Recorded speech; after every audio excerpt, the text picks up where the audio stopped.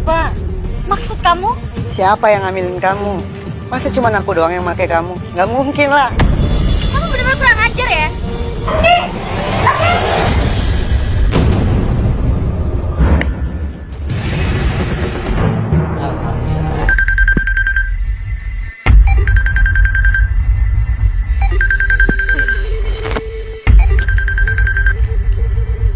Halo Pak, ada apa sih pagi-pagi buta udah nelfon? Esti mana Esti?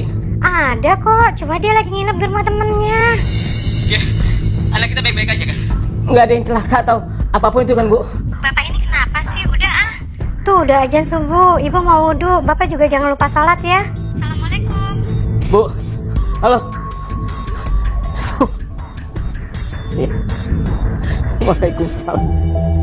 Sebagai seorang ayah, hanya doa yang dapat ia kirimkan setiap malam kepada keluarganya, sambil mengharap karunia Tuhan agar mengirim malaikat untuk mendekap erat istri dan ketiga anak yang ia kasihi.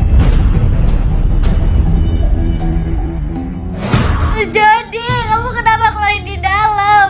Nanti kalau aku hamil gimana? Sebagai gadis yang masih belia, terkadang kesalahan menjadi guru yang sangat penting. Pokoknya kamu harus tanggung jawab kalau sampai aku hamil. Namun mungkin ini bertemu Jody adalah salah satu kesalahan terbesar yang pernah diperbuat Esti. Pokoknya harus tanggung jawab, titik. Loh, tapi kamu ngerasa enak kan? Iya, tapi itu kan gak kayak gini caranya. Mau kemana? Mau mandi dong. Mau ikut. Mau lanjut ronde berikutnya. Ayo. Yuk. Sini, ayo. Kuat dugaan bahwa hubungan Esti dan Jody adalah awal dari malapetaka di Minggu pagi 24 Juni 2019 lalu. Namun tentu hal itu tidak serta-merta membuat Bagas berhak mencabut nyawa gadis yang telah sepenuh hati dirawat dan dihujani kasih sayang oleh Bayu dan Esti.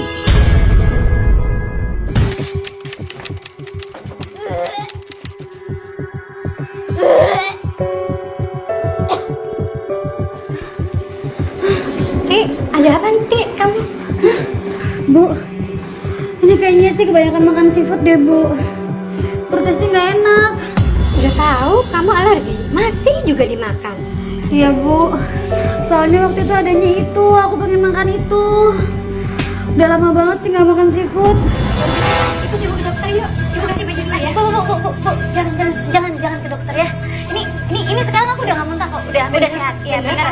Benar, Bu. Ayah kamu itu berkali-kali khawatir sama kamu. Bu, bentar ya, Bu. Tuh, Esti ada janjian sama temen ya, Bu ya. Bentar ya, Bu ya, Kak. Esti mau siap-siap dulu. Nanti mau siap-siap dulu. Kemana?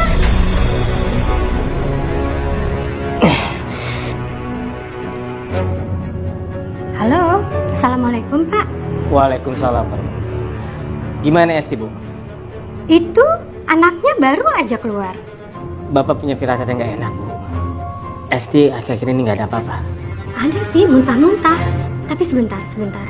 Perubahan sikap Esti akhir-akhir ini memang sempat dirasa oleh Esti, terlebih lagi Bayu suaminya. Bukan sekali saja mendapatkan firasat buruk terhadap keluarganya. Ya Allah, semoga nggak ada yang terjadi apapun pada Esti, ya Allah. Tunggu. Kok berhenti di rumah kamu sih? Iya sayang, mumpung di rumah aku lagi nggak ada orang. Aku lagi pengen nih. Ayo dong. Kamu apa? Anggap gak mau.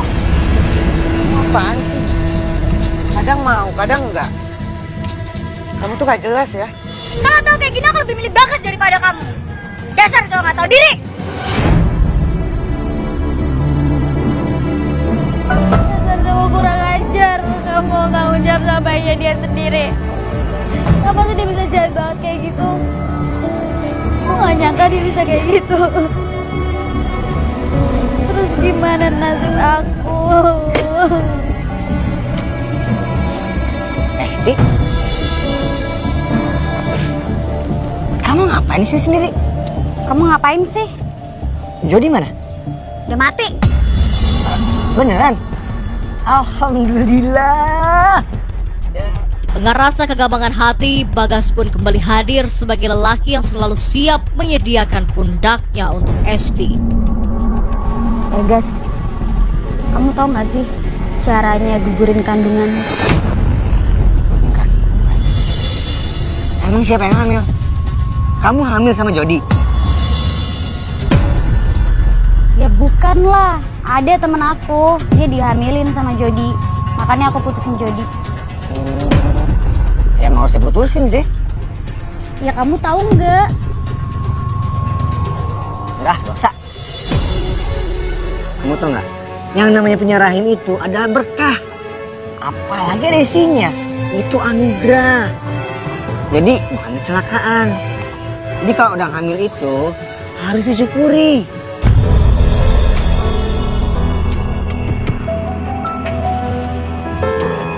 Udah, pokoknya kamu pulang ya. Tapi beneran nih nggak ngerepotin. Beneran dong. Jadi, Tapi ayo. jangan ngebut-ngebut ya. Kehadiran Bagas membuat Esti kembali memiliki asa untuk menyusun masa depan yang telah dihancurkan oleh Jody. Namun bagaimana caranya membuat Bagas mau bertanggung jawab atas janin yang bukan miliknya? Esti pun terus memutar otak.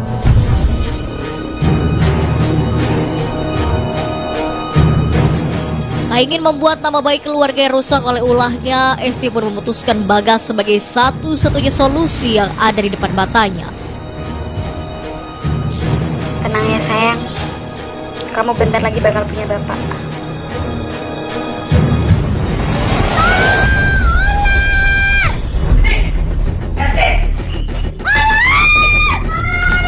Esti, kamu kenapa? Ular di mana? Ada ular di bawah kasur, ada ular. Aku takut Bagas. Nggak bisa lihat. Iya beneran ada ular di bawah kasur. Aku takut. Tadi kamu lihat ada ular. Iya beneran sumpah ada ular. Esti, mau ditaruh di mana mukanya dan ibu? Maaf tante, tadi Bagas masuk kamar ini karena Esti tidak kalau di sini ada ular tante. Iya, ularnya kamu. Pokoknya tante tidak mau tahu ya. Besok kamu suruh orang tua kamu ketemu tante. Iya tante. Di saat ini Bagas sama sekali tidak menyadari bahwa ia tengah jatuh dalam sandiwara yang dimainkan Esti. Yang Bagas lihat hanyalah masa depan bersama wanita yang ia cintai kini dapat kembali ia raju.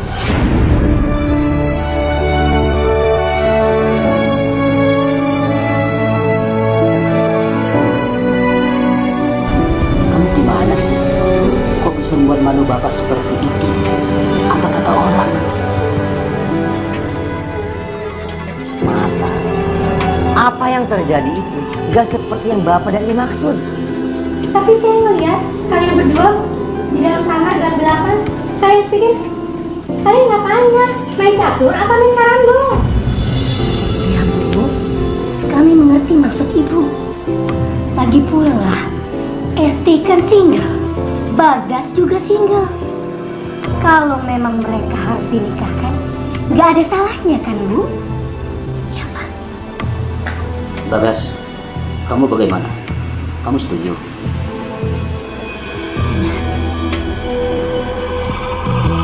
Ya gimana lagi Pak, beda pilihan kan. Yang pasti Bagas sebagai laki-laki akan tanggung jawab Pak. Bagai tertimpa durian runtuh, Bagas tak menyangka ia akan dapat secepat itu menikahi Esti. Hatinya mengambang di antar kegelisahan meminang sang pujaan dengan isi dompet yang saldonya tidak seimbang. Namun apalah arti rupiah jika sebentar lagi ia memiliki istri 5 tahun lebih muda darinya. Hati Bagas benar-benar sedang berbunga. Aib ini akan diubah menjadi berita gembira. Namun sebelumnya Bagas harus memikirkan cara untuk menyulap penghasilannya yang pas-pasan agar dapat menjadi panggung pelaminan megah. Karena ia hanya memiliki waktu 4 hari saja.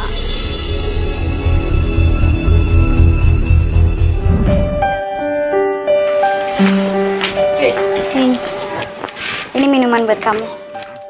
Hati sepasang anak manusia ini semakin lekat seiring berjalannya waktu. 3 hari lagi mereka akan menjadi sepasang suami istri, atau setidaknya 2 hari lagi mereka akan resmi bertunangan. Oh ya, kamu beneran kan mau nikah sama aku? Maksudnya kan aku ini seorang fotografer kampung dan seorang petani. Kamu tahu sendiri lah. Iya, tapi kamu beneran tulus kan? Bukan karena kejadian kemarin. Aku ini sayang banget sama kamu. Kamu tuh sendiri kan perasaan aku. Dari dulu, sekarang, nggak ada yang berubah. Aku semakin sayang dan cinta sama kamu.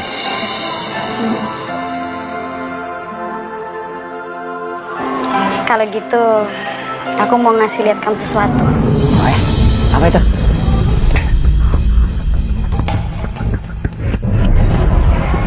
Ini. Ini maksudnya apa ya? Tunggu. Kamu minta pertanggungjawaban hamil sama Jody? Bukannya dulu kamu pernah cerita ya sama aku kalau selingkuhan Jody yang hamil? Gimana sih maksudnya? Bukan, guys. Itu aku. Aku apa sih maksudnya? Kamu jelasin deh. Aku yang hamil, guys. Kenapa kamu ngechat sekarang?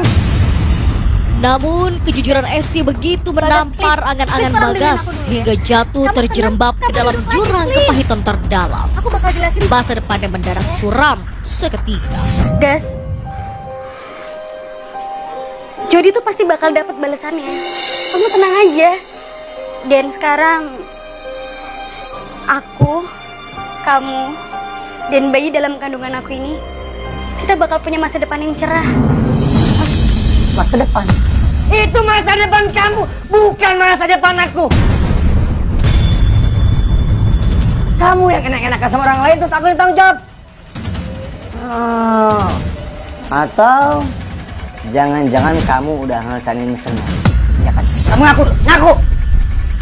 Enggak, guys. Kamu sadar gak sih?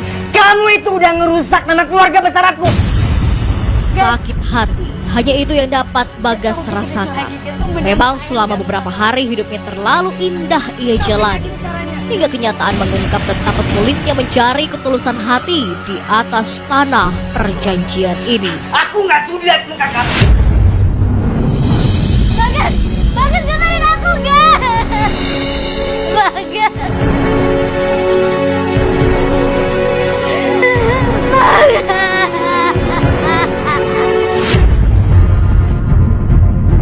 Kurang dari 24 jam Bagas akan datang bersama keluarganya untuk melamar sang pujaan hati yang kini telah menjadi duri dalam jantungnya. Kamu tuh kemana aja sih? Dari tadi ditungguin juga nggak angkat-angkat. Orang dari tadi sore juga ditunggu. Aku itu capek, pengen istirahat. Lagian kan besok kita ketemu. Itu kan besok acara lamaran kita. Aduh Bagas, aku kasih tahu ya, lamaran itu bakalan jadi kalau aku bilang jadi, dan bakalan batal kalau aku bilang batal. Dasar cowok nggak guna. Lunjak kamu ya. Terus kenapa kalau aku menunjuk? Nggak suka. Cowok kayak kamu itu aku bisa dapetin tiap minggu. Jadi nggak usah belagu. Tunggu ya.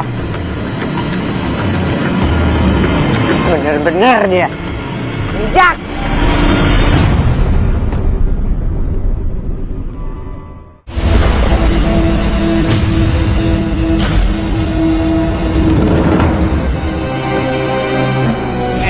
Maksud kamu apa ngomong itu sama aku? Ha? Ngapain kamu marah? Mulut juga mulut aku. Asal kamu tahu ya, mulut kamu bawa miras aja aku nggak peduli, tau nggak? Dasar cowok nggak berguna.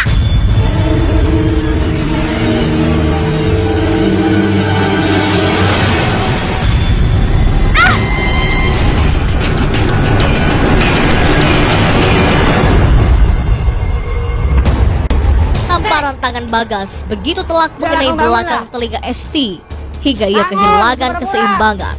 Esti terjatuh dan kepalanya tepat terbentur batu.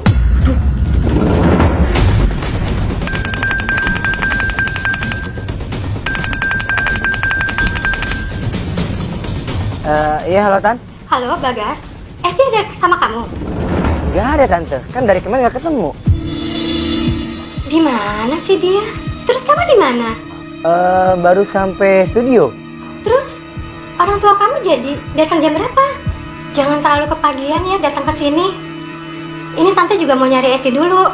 Baik Tante, nanti saya juga ke rumah Tante ya, biar saya bisa bantu juga. Ya kamu kabarin tante ya. Iya Tante. Akan tetapi rasa bahagia itu pun seketika berubah menjadi rasa panik yang menjalar ke seluruh sudut rumah. Loh, kok goyang gini sih? Sementara MS alias Bagas, pria yang seharusnya 1 bulan lagi menjadi suami Esti, tak menyangka akan mendengar kabar hilangnya sang calon istri pagi itu. Tante. Esti masih tante? Nggak tahu, Gas. Nggak ada dari pagi. Orang tua kamu dikabarin belum?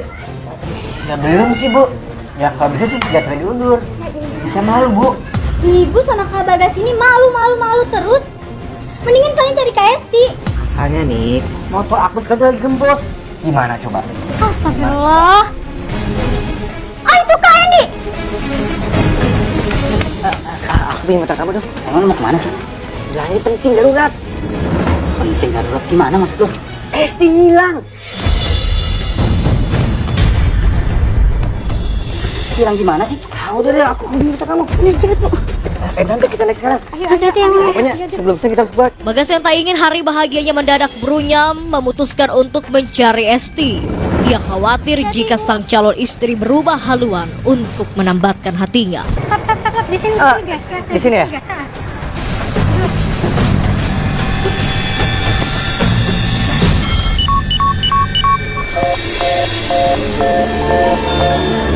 Gimana tante? Bisa ditelepon? Nggak bisa, handphonenya mati. Tante tanya tantenya dulu ya. Bentar ya. Iya tante. Non. Mbak, ada apa ya? Esti ada di sini. Loh, ya apa Esti mesti di sini? Mungkin di rumah ibu, Mbak.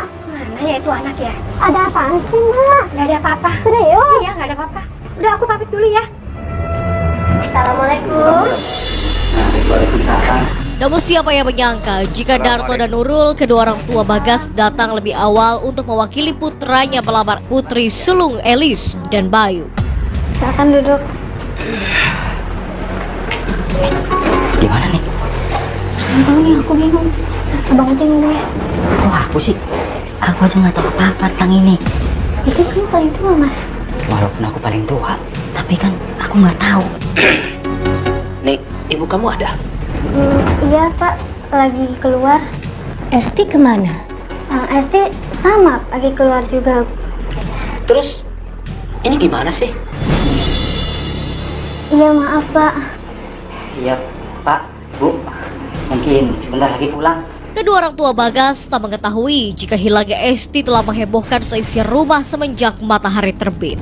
Hingga sebuah teriakan dari sebelah rumah memecah keheningan. Minta tolong. Ayo kita lihat, Pak. Kak, mau kemana, Pak? Ini gimana jadinya lamarannya? Lihat itu dulu, Bu. Itu ada minta tolong banget tuh. Ayo.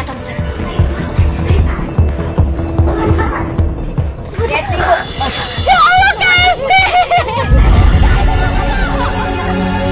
Siang itu Nini tak pernah menyangka akan menemukan kakak kandungnya terikat tali di pohon cengkeh 2 meter di atas tanah. Ada apa, Gas? Itu dari Esti. Sebentar tante. Iya Aldis, gimana? Halo, Bang Bagas. Abang di mana? Lagi di jalan. Kak Esti meninggal, Bang.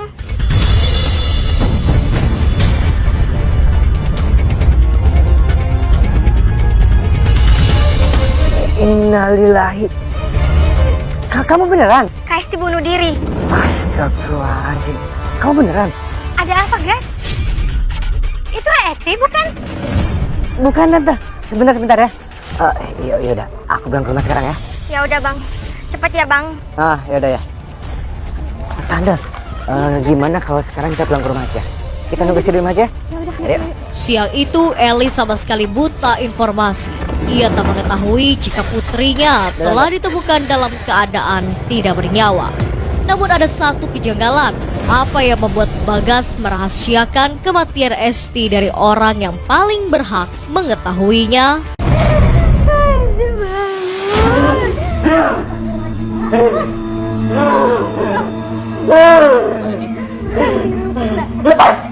Lepas! Lagi semua seperti kalian. Lepas! Lepas!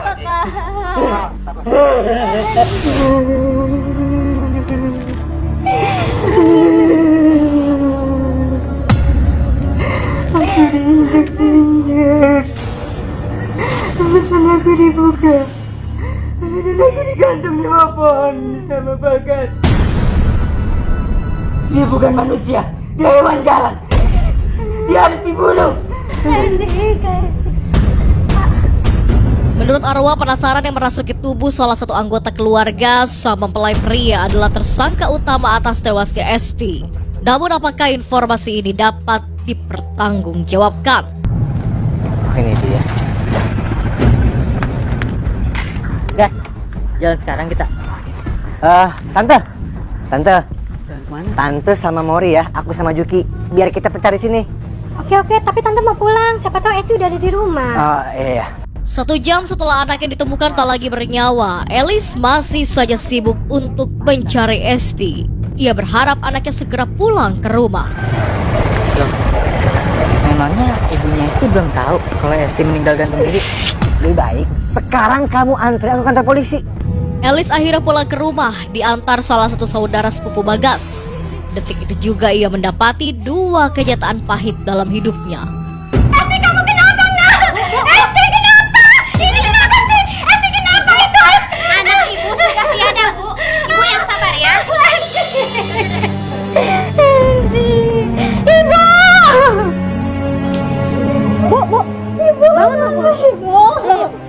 Tolong diangkat ke dalam. Ibu. Silakan taruh sini. Bantu, Pak. Taruh di kursi, Pak. Hati-hati. Pak polisi. Tolongin saya, Pak. Saya dikejar orang-orang, Pak. Saya mau dipukulin, Pak. Saya mau dihakimin, Pak. Tenang. Jangan takut. Ini kantor polisi. Coba kamu ceritakan apa masalahnya. Saya dituduh, Pak. Saya difitnah. Saya dituduh membunuh calon istri saya, Pak. Ibu bangun, Ibu. Ya, halo? Siapa? Bagas. Oh, sudah di Polres. Baik, kami segera ke sana. Perintah, Dan. Kamu bawa korban ke rumah sakit untuk divisum. Saya bergegas ke Polres untuk mencegah tersangka melarikan diri. Kematian putri kesayangan Elis semakin sesak mengisi dadanya saat ia mengetahui bahwa si pembunuh ternyata adalah orang yang seharian bersamanya dan berpura-pura mencari keberadaan Esti. Jadi, bagaimana masalahnya? Seharian itu, saya bersama ibu calon istri saya mencari Esti, Pak. Tapi ketika Esti itu meninggal, mereka yang menuduh saya membunuhnya, Pak. Kapan terakhir kali Anda menghubungi Esti? Kemarin sore, Pak. Kalau memang benar, tolong Anda buktikan. Mana handphone Anda? Handphonenya ketinggalan di motor Juki, Pak. Bagas tak lagi dapat berkelit seketika seluruh alibinya berantakan. Ia adalah satu-satunya tersangka atas kematian gadis berusia 19 tahun tersebut. Coba Anda lihat baik-baik. Wajah dan tubuh wanita ini yang telah Anda habisi. Karena ini akan menjadi pertanggungjawaban kamu di akhirat nanti. Iya, Pak. Saya yang udah melakukannya, Pak. Saya yang udah membunuh Esti, Pak. Kini penghulu pernikahan Bagas pun digantikan oleh petugas kepolisian. Biduk pelaminan pun harus ditukar dengan dinginnya dinding ruang tahanan. Tak ada undangan pernikahan yang disebar, hanya portal berita online yang menuliskan kisah sang calon pengantin yang dibunuh oleh mempelai prianya. Kalau melihat dengan fakta-fakta yang ada ini, fakta-fakta dan keterangan tersangka seperti ini, kami berkeyakinan akan memasang pasal 340 yaitu pembunuhan berencana dengan ancaman hukumannya seumur hidup.